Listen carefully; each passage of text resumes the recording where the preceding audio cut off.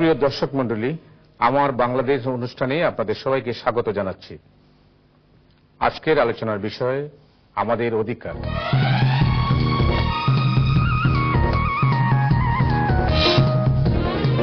অধিকারের ইতিহাস কিন্তু গণতন্ত্রের মতোই প্রাচীন এবং দীর্ঘ, অনেক বিশাল। আমরা এই বিষয়টি নিয়ে আলোচনা করব। অনুষ্ঠানটা দুভাগে ভাগ করা হয়েছে। এই প্রজন্মের যারা, বিশেষ করে বিভিন্ন বিশ্ববিদ্যালয়ের যারা ছাত্রছাত্রী, আমাদের তরুণ বন্ধুরা, তারা আমাদের প্যানেলে যারা আছেন বিশেষজ্ঞ বিশিষ্টজন, তাদের কাছে প্রশ্ন করবেন, জানার চেষ্টা করবেন আমাদের অধিকার সম্পর্কে। আমরা শুনবো, জানবো, মতামত দেব। আমি শুরুতেই আমাদের আজকের অতিথি, আন্তর্জাতিক খ্যাতিসম্পন্ন আইনজীবী, সংবিধান বিশেষজ্ঞ, বাংলাদেশের সংবিধান যিনি প্রণেতা, মানে সংবিধান যিনি রচনা করেছেন, ডক্টর কামাল হোসেন। আমরা সবাই তাকে চেনেন। এরপরে আছেন ইকবাল সুবহান চৌধুরী, বাংলাদেশ অবজারভারের সম্পাদক, প্রবীণ সাংবাদিক। ইকবাল সুবহান চৌধুরী, আপনাকে স্বাগত স্টুডিওতে। এরপরে ঢাকা বিশ্ববিদ্যালয়ের আইন বিভাগের অধ্যাপক, কলামিস্ট ডক্টর আসিফ নজরুল। আপনার তিনজনকে স্বাগত জানাচ্ছি স্টুডিওতে। আর আমাদের যারা আজকে যেখানে বসে আছেন যারা, তাদের সবাই, তারা যখন নাম বলবেন, তারা পরিচয় আপনারা নিশ্চয়ই ওই সময় পেয়ে যাবেন। তাদের মধ্যে একটা কৌতূহল জানার জন্য আপনাদের কাছে, আমরা যখন অনুষ্ঠানটা সাজাই তখন তারা বলেছেন যে আমরা জানবো, বিশেষ করে ডক্টর কামাল হোসেন, আসিফ নজরুল, ইকবাল সুবহান চৌধুরী তিনজনের কাছে তাদের জানার কৌতূহল হচ্ছে বাংলাদেশের মানুষের অধিকার। এই অধিকার নিয়ে আপনাদের জানার কৌতূহলটা কি?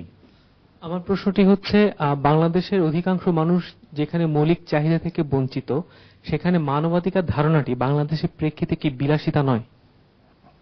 না, মানবাধিকার বলতে সিভিল এন্ড পলিটিক্যাল রাইটস বোঝা হয় এবং economic, social and cultural rights. তো এই যে বেঁচে থাকার অধিকারের একটা যেমন আছে, মানুষকে হত্যা করা যায় না, কিন্তু বেঁচে থাকার অধিকার আরেকটা ঠিক আছে, জীবিকা অর্জন করার অধিকার, কর্মসংস্থান পাওয়ার অধিকার, অন্ন, বস্ত্র, চিকিৎসা পাওয়ার অধিকার, এইগুলো কিন্তু স্বীকৃত মানবাধিকার। এবং আমরা বাংলাদেশ পার্টি হয়েছি দুই কনভেনশনেই, এবং আমাদের সংবিধানে লিপিবদ্ধ করা আছে যে আমরা ক্রমাগত পলিসিগুলো করে এই মানুষের যে সামাজিক অর্থনৈতিক অধিকার, এইগুলোকে যেন আমরা বাস্তবায়িত করি। আমি ডক্টর কামাল হোসেন সাহেবের সাথে একটু যোগ করতে চাই। এটা বিলাসিতা নয়। আমাদের এখানে অধিকার আমরা পাচ্ছি না, সেটা আমাদের ফল্ট, আমাদের রং। যদি মানবাধিকার যদি না থাকতো তাহলে জাতিসংঘ তৈরি হতো না, দেশের সংবিধানের কোনো প্রয়োজন ছিল না, দেশের সভ্যতার আইনের প্রয়োজন হতো না। তাই মানবাধিকার কিন্তু সার্বজনীন, সর্বদেশে জন্যই প্রযোজ্য। কোথাও যদি সেটা বিঘ্নিত হয়, লঙ্ঘিত হয়, সেখানে প্রয়োজন আছে সেখানকার মানবাধিকার যে সিচুয়েশনটি, সেটি রক্ষা করা।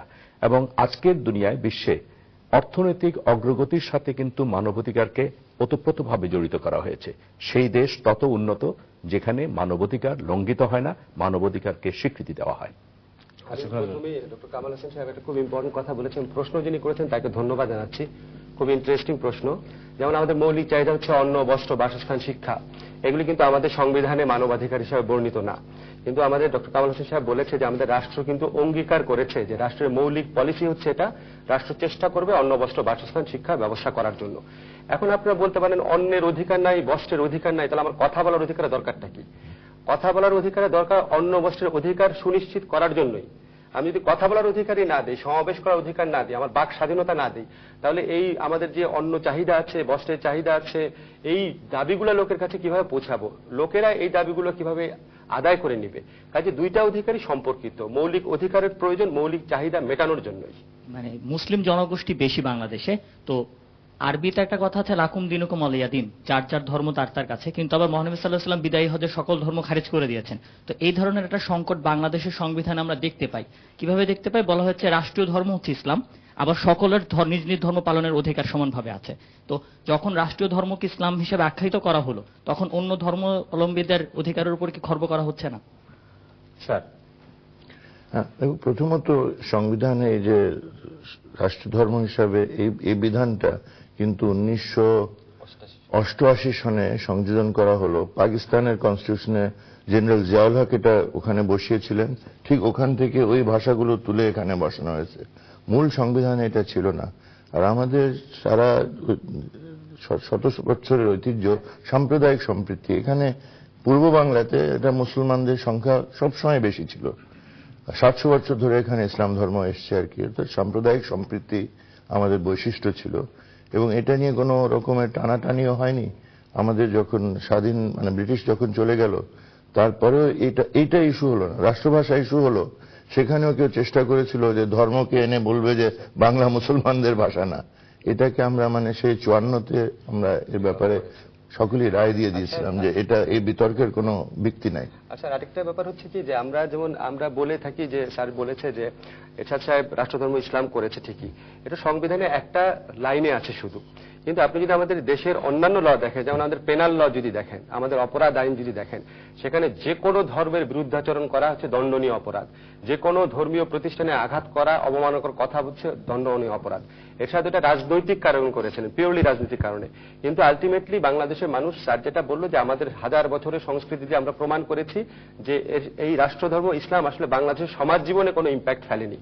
কিন্তু কিছু আপনার যারা অসৎ রাজনীতিবিদ আছেন তারা এটা সুযোগ নেওয়ার চেষ্টা করেছে, যে জন্য আমরা এই বিধানটা কেন সংবিধানে ঢোকানো হয়েছে বা আদৌ রাখা দরকার কিনা সেটা নিয়ে আমরা ক্রমাগতভাবে সর্বশেষ একটা সমীক্ষায় দেখা যায় যে 98% মানুষ অন্য ধর্মের প্রতি সহনশীল এবং শ্রদ্ধাশীল। হ্যাঁ, বাংলাদেশের সমাজে এখানে এটা আমি আছে। একটু তোমাকে একটু কারেক্ট করতে চাই।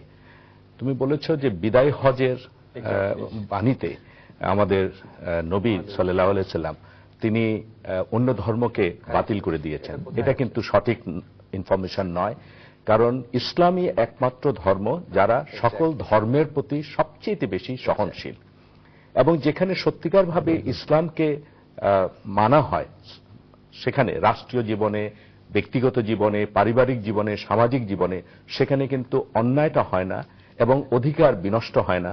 এমনকি অন্যের ধর্মের প্রতি সহনশীলতা কিন্তু সবচেয়ে বেশি আমাদের ধর্মে। আমাদের এখানে যেটি হয়েছে সেটি হলো যে আমরা 1971 সালে আমাদের যে মুক্তিযুদ্ধ হয়েছিল, সেই মুক্তিযুদ্ধের অন্যতম আমাদের একটি আদর্শ ছিল বা আমাদের একটি চেতনা ছিল যে আমরা সকল ধর্মের অধিকারকে আমরা সংরক্ষিত করব। পরবর্তীতে রাজনৈতিক কারণের জন্য এটাকে ব্যবহার করা হয়েছে। আমার প্রশ্নটি হচ্ছে যে আমাদের দেশের নাগরিকদের যে অধিকারগুলো রয়েছে তার বেশিরভাগ নাগরিক অধিকার থেকেই তারা বঞ্চিত। তো এর পেছনে প্রধান কারণটা কি? এটা কি রাষ্ট্রের ব্যর্থতা নাকি নাগরিক অধিকার বিষয়ে আমাদের সচেতনতার অভাব? বেশিরভাগ অধিকার থেকে আমরা বঞ্চিত কিনা এটা নিয়ে আমার একটু সন্দেহ আছে। যেমন আপনি ধরেন যখন যেটা বঞ্চিত হয় যখন আমরা, তখন সেটা নিউজ হয় যে এই লোককে গৃহবন্দী করে রাখা হয়েছে, তার বাক স্বাধীনতা নেই। কিন্তু যখন অধিকার ভোগ করছি ওটা তার সংবাদে আসছে না। যেমন আপনি আজকে অনুষ্ঠানে এসে যে আপনি বক্তব্য পেশ করছেন, এটা তো অধিকার ভোগ করছেন। কিছু ক্ষেত্রে তো অবশ্যই অধিকার ভোগ করতে দেওয়া হয় না, এটা পলিটিক্যাল কারণে। আমরা এটা ডক্টর কামাল হোসেন থেকে শুনি এটা কেন হয় না, আরো ভালো বলবেন উনি। না, অধিকার সম্পর্কে সচেতন হওয়ার একটা ব্যাপার আছে। আমরা পরাধীন আমলে অবশ্যই আমাদেরকে তো সেভাবে, সেখানে সংগ্রামের মধ্যে আমরা সচেতন হয়েছি, ব্রিটিশ বিরোধী আন্দোলনের মধ্যে দিয়েও আমরা ওদের স্বাধীনতার যে স্বপ্ন দেখেছি সেই সচেতনতা জেগেছে। তার জন্য বাংলাদেশে যে আমাদের সংগ্রাম, স্বাধীনতা সংগ্রাম হলো, তার মধ্যে বিশেষ করে এই বিশ্ববিদ্যালয়ের ক্যাম্পাসের মধ্যে দিয়ে সেই জাতীয়তাবাদী চেতনা জাগ্রত হয়েছিল। তো সচেতনতার একটা ব্যাপার আছে। দ্বিতীয় হলো যে রাষ্ট্রীয় কাঠামোর মধ্যে সেটার প্রতি রাষ্ট্র শ্রদ্ধাশীল থাকেন, যারা থাকেন তারা শ্রদ্ধাশীল থাকেন কিনা, আইনের আশ্রয় সেখানে সবসময় দেওয়া হয় কিনা অধিকার ভঙ্গ করলে। এইগুলোতে বলা যায় যে যদি রাষ্ট্র এই ব্যাপারে দায়িত্ব পালন ঠিক মতো না করে, রাষ্ট্র সাংবিধানিক যে প্রতিষ্ঠানগুলো আছে তাদের নিজ নিজ দায়িত্ব ঠিক মতো পালন না করলে মানুষ অধিকার থেকে বঞ্চিত হয়। এখানে একটা বলার ব্যাপার আছে যে অধিকার কিন্তু কেউ দেয় না, অধিকার কিন্তু অনেকটা অর্জনও করে নিতে হয়। ক্ষমতা অর্থাৎ আমরা যারা বলি ক্ষমতাকে আমরা ধরে নিই যারা ক্ষমতায় বসে আছেন তাদের ক্ষমতা, কিন্তু গণতন্ত্রে কিন্তু ক্ষমতা কিন্তু জনগণের। সংবিধানে বলাই আছে যে ক্ষমতার সকল উৎস সেই জনগণ, এবং জনগণের ক্ষমতায়ন যদি আমরা বিশ্বাস করি তাহলে জনগণকেও আজকে সচেতন, সংঘবদ্ধ হতে হবে তাদের অধিকার অর্জনের জন্য। আমি রায়হান ফেরদৌস অপু। আমার প্রশ্ন হচ্ছে, বাংলাদেশে বলা হয় সংবাদপত্রকে স্বাধীনতা দেওয়া হয়েছে, কিন্তু স্বাধীনতা দেওয়ার ফলে সংবাদপত্র কতগুলো তার সঠিক ব্যবহার করছে এবং কতটুকু তার অপব্যবহার করছে আমি একটু জানতে চাচ্ছি। প্রথম প্রথম প্রশ্ন হলো, আমি যেটা একটু কারেক্ট করতে চাই, সংশোধন, সেটা হলো সংবাদপত্রকে স্বাধীনতা দেওয়া হয়েছে, এটা আমি প্রথমে মানতে চাই না। স্বাধীনতা আমরা অর্জন করার চেষ্টা করছি, স্বাধীনতা কেউ কাউকে দেয় না, স্বাধীনতাটা অর্জন করতে হয়। আমাদের দীর্ঘদিনের গণতান্ত্রিক আন্দোলন, আমাদের সুশীল সমাজ এবং আমাদের সাংবাদিক সমাজ, আমাদের দীর্ঘদিনের আন্দোলনের পরিপ্রেক্ষিতে আজকে আমরা যেটুকু অধিকার আমরা ভোগ করছি সেটা আমরা এই আন্দোলনের ফসল হিসাবে। তবে এটা অত্যন্ত, এই প্রশ্নটি আসে যখনই যত বেশি স্বাধীনতা আসবে সেই স্বাধীনতার কিছু অপব্যবহারও দেখা দিতে পারে। অর্থাৎ ক্ষমতা আসলে পরে ক্ষমতার কিছু অ্যাবিউজ অনেক সময় হয়ে যায়, সেখানে কিন্তু একটি চেক অ্যান্ড ব্যালেন্স রাখার প্রয়োজনীয়তা আছে। আজকে এই প্রশ্নটি কিন্তু স্বাভাবিকভাবে একদিকে যেমনি ভাবে আমরা অধিকার ভোগ করতে চাচ্ছি, তেমনি ভাবে আমাদের জবাবদিহিতাও কিন্তু আজকে অনেক বেশি আলোচিত হচ্ছে। তাই আমি মনে করি যে আমাদের আইনের এখন পর্যন্ত যে কথাগুলো আছে, যেমন স্বাধীনতার প্রশ্নে কতগুলো বাধা আছে, অফিসিয়াল সিক্রেসি অ্যাক্ট এখনো বাতিল হয়নি, এখনো তথ্য জানার অধিকার, যেটি জনগণের তথ্য জানার অধিকার কিন্তু সংবিধানে ডক্টর কামাল হোসেন সাহেবরা রেখে দিয়েছেন, কিন্তু সেটি এখন পর্যন্ত আমরা অর্জন করতে পারি। রাইট টু ইনফরমেশন, আমি একটু বলি, রাইট টু ইনফরমেশন আসলে আমাদের সংবিধানে স্পষ্টভাবে মৌলিক অধিকার হিসেবে নাই। হ্যাঁ, ইকবাল ভাই যেটা বললো এটা আবার কারণও আছে বলার উনার, যেমন আমাদের আর্টিকেল 39-এ বলা আছে বাক স্বাধীনতা, চিন্তা ও বিবেক প্রকাশের স্বাধীনতা, সংবাদপত্রের স্বাধীনতা। এখন এই স্বাধীনতাকে যদি আমি ব্যাখ্যা করি তাহলে বোঝাই যাচ্ছে এই স্বাধীনতা মানে হচ্ছে রাইট টু ইনফরমেশনও চাচ্ছে সংবিধান, এই সেন্সে উনি বলেছেন। আরেকটা ব্যাপার হচ্ছে কি, আমাদের সংবাদপত্রের স্বাধীনতা যতটুকু দেওয়া হয়েছে সেটার কিন্তু অনেক সুফল আমরা পাচ্ছি। আজকে আমরা যে সুশাসনের কথা বলি, আইনের শাসনের কথা বলি, জবাবদিহিতা, স্বচ্ছতা, এই শব্দগুলো আমাদের কাছে পরিচিত হলো কিভাবে? সংবাদপত্রে অনবরত লেখালেখির মাধ্যমে, সংবাদপত্রে অনবরত এক্সচেঞ্জ অফ ভিউ এর মাধ্যমে। তবে ইকবাল ভাই কারেক্টলি বলেছে কিছু ক্ষেত্রে অবশ্যই অপব্যবহার হচ্ছে, এবং আমি মনে করি এই জন্য যে একটা রেগুলেটিং বডি আছে প্রেস কাউন্সিল, আমাদের এই প্রেস কাউন্সিলকে আরো অনেক শক্তিশালী করা যায়, যাতে সংবাদপত্র তার স্বাধীনতাটা অত্যন্ত আপনার পজিটিভ ওয়েতে ব্যবহার করে এটা যেন নিশ্চিত করা যায়। আমি মোহাম্মদ তানভীর আহমেদ, আমার প্রশ্ন হলো মৌলিক শিক্ষা এখনো মৌলিক অধিকারের বাহিরে কেন? না, এটা মৌলিক অধিকারের বাইরে সে অর্থে নাই, কেননা আমাদের সংবিধানে যেটা স্কিম ছিল, যে কাঠামোটা, সিভিল পলিটিক্যাল রাইটস, যেমন বাক স্বাধীনতা, বেঁচে থাকার স্বাধীনতা, সভা সমিতি করার, এগুলো সিভিল পলিটিক্যাল রাইটসে আসে। আর অর্থনৈতিক সামাজিক রাইটের মধ্যে এডুকেশন, কর্মসংস্থান, চিকিৎসা ইত্যাদি, সেগুলোকে মূলনীতি হিসাবে রাষ্ট্রীয় মূলনীতির মধ্যে গণ্য করে। কেন? আন্তর্জাতিক যে জাতিসংঘের মানবাধিকার সনদ আছে সেখানে ইকোনমিক এন্ড সোশ্যাল রাইটস এর একটা আছে, পলিটিক্যাল সিভিল রাইটস এর আছে। তো ইকোনমিক এন্ড সোশ্যাল রাইটস এর মধ্যে শিক্ষা ও সেখানে স্বীকৃত। আমরা রাষ্ট্র হিসাবে কিন্তু দুই কভেনেন্টেরই কিন্তু পার্টি, অর্থাৎ মৌলিক অধিকার প্রত্যেক নাগরিকের, যেহেতু আমরা ওখানে পার্টি আছি, এটা স্বীকৃত। এটাকে কার্যকর করার জন্য কিন্তু সম্পদের প্রয়োজন আছে, অর্থের প্রয়োজন আছে। এই কারণে এটাকে ওইভাবে বলা যায় না যে কোর্টে যে একটা ডাইরেকশন নেওয়া যায় যে সবাইকে নিশ্চিত করো। এটা হলো রাষ্ট্রের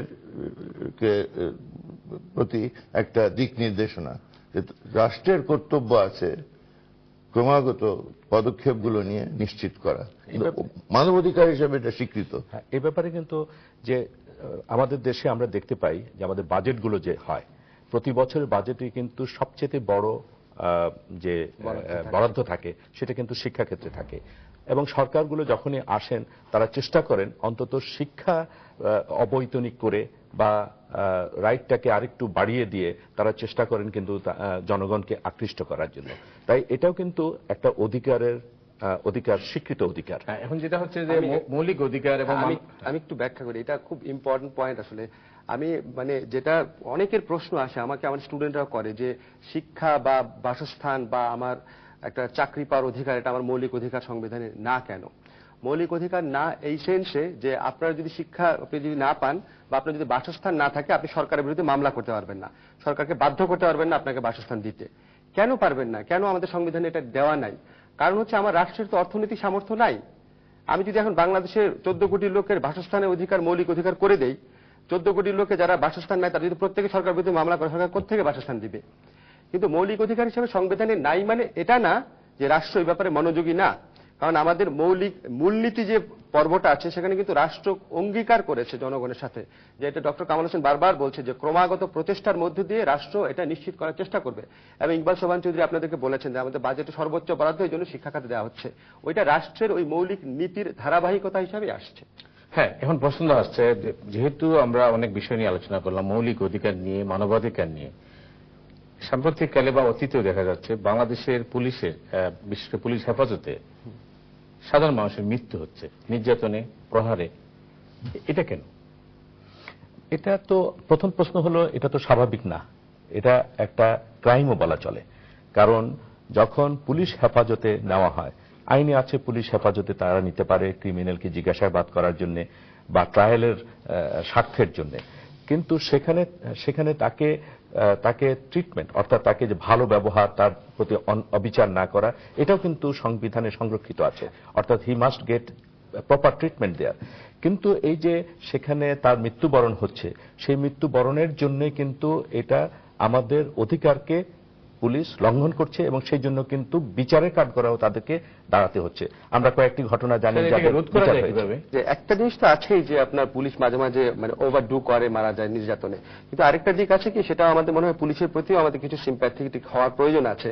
যে পুলিশকে যেই পরিমাণ ট্রেনিং দেওয়া হয়, যেই বেতন দেওয়া হয়, তাদের উপর যেই পলিটিক্যাল প্রেশার থাকে, সেটাতে তারা অনেক সময় ঠিক মতো দায়িত্ব পালনও করতে পারে না। সেই জন্য আপনার রিমান্ডে মৃত্যু বা মানবাধিকার লঙ্ঘনের জন্য শুধু পুলিশের বিরুদ্ধে শাস্তিমূলক ব্যবস্থা নিলেই হবে না, শাস্তিমূলক ব্যবস্থা তো নিতে হবেই, তার সাথে সাথে পুলিশের যে বেসিক ডিমান্ডটা আছে, পুলিশের যে আধুনিকায়নের প্রয়োজন আছে, পুলিশের সামর্থ্য বৃদ্ধির প্রয়োজন আছে, রাজনৈতিক হস্তক্ষেপ থেকে পুলিশকে মুক্ত করার প্রয়োজন আছে, সেই জিনিসগুলোকে নিশ্চিত করতে হবে। আমি মেহেদী হাসান, আমার প্রশ্নটি হচ্ছে যে আমাদের স্বাধীনতার পর থেকে এত যে সরকাররা গেল, তারা আমাদের অধিকার নিয়ে অনেক কাজ করেছে, কিন্তু এই স্বাধীনতা 36 বছর পরেও কেন আমাদের অধিকার নিয়ে সংগ্রাম করতে হচ্ছে, কেন আমাদের এত আলোচনা করা হচ্ছে?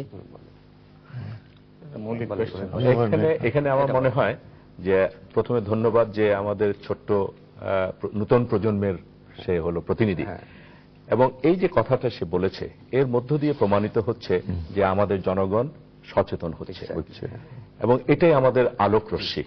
তুমি যে আজকে এই কথাটা উপলব্ধি করতে পেরেছো যে এত বছর পরেও আন্দোলন করে আমাদের যে গণতন্ত্রের জন্য, অধিকারের জন্য, তারপর কেন কথা বলতে হচ্ছে। গণতন্ত্রের নিয়ম হলো, অধিকার আদায়ের নিয়মই হলো ক্রমাগতভাবে, সচেতনভাবে এই দাবিটি অব্যাহতভাবে রাখা, এবং তুমি যে রেখেছো এই উপলব্ধি আমাদের ভবিষ্যতে অধিকার অর্জনে এটি একটি বিরাট একটা প্রশ্ন নিতে পারি। গণতন্ত্রের অগ্রযাত্রায় এই দীর্ঘ 17 বছরের মধ্যে আমরা অনেকবার হোঁচট খেয়েছি গণতন্ত্র রক্ষা করতে, কিন্তু এখনো গণতন্ত্র প্রাতিষ্ঠানিকরণ বা গণতন্ত্রের মূল লক্ষ্যটি অর্জন করতে পারিনি। তা আমরা কি এই ব্যাপারে আশাবাদী হতে পারি যে গণতন্ত্রকে আমরা সম্পূর্ণভাবে পাবো এবং আমাদের অধিকার নিয়ে আমরা গণতন্ত্র মধ্যে থাকবো? স্যার, অবশ্যই। যে 7ম অনুচ্ছেদে আমাদের সংবিধানে মৌলিক কথা আছে, এই দেশে ক্ষমতার মালিক, এই প্রজাতন্ত্রের ক্ষমতার মালিক হলো জনগণ, জনগণের ক্ষমতায়ন হলো গণতন্ত্রের ভিত, এবং প্রতিনিধিত্বশীল গণতন্ত্র হতে হবে। কেন? 15 কোটি মানুষ যেখানে, শাসন ক্ষমতা প্রয়োগ করবে প্রতিনিধিরা। এই কারণে সুষ্ঠু নির্বাচন, অবাধ নিরপেক্ষ নির্বাচন এত বড় একটা আমাদের জন্য বিষয় হয়ে গেছে আর কি। কেন আমরা দেখেছি কালো টাকার হস্তক্ষেপ, সন্ত্রাসের হস্তক্ষেপ, রাষ্ট্রীয় ক্ষমতার অপপ্রয়োগ, অপব্যবহার, নির্বাচন কমিশন স্বাধীনভাবে কাজ না করতে দেওয়া, নির্দলীয় সরকার ঠিকমতো গঠন না করা, এইগুলোর মধ্যে দিয়ে জনগণকে ক্ষমতাহীন করে দেওয়া হয়। নির্বাচনকে সুষ্ঠু না রাখলে সে গণতন্ত্র সেখানে প্রতিষ্ঠা হতে না পারে, গণতান্ত্রিক সংসদ আমরা পাই না, কার্যকর সংসদ পাই না, ইত্যাদি।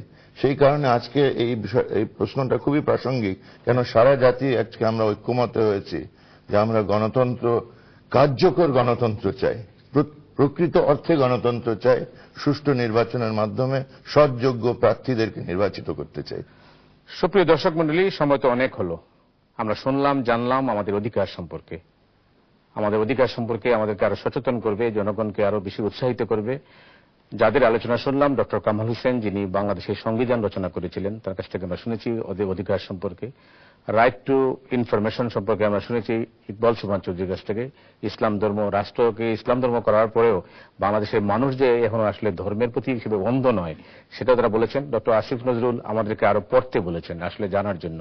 আর্টিকেল 39 দেখতে হবে, শুনতে হবে, জানতে হবে। এই যে অবস্থাটা, এই সবকিছু আমরা শুনলাম, তবে শেষ কথা হচ্ছে আমাদের অধিকার সম্পর্কে আমাদেরকেই সচেতন হতে হবে। আপনারা সবাই ভালো থাকুন, সুস্থ থাকুন। আজকের এই অনুষ্ঠানের এখানেই সমাপ্তি টানছি।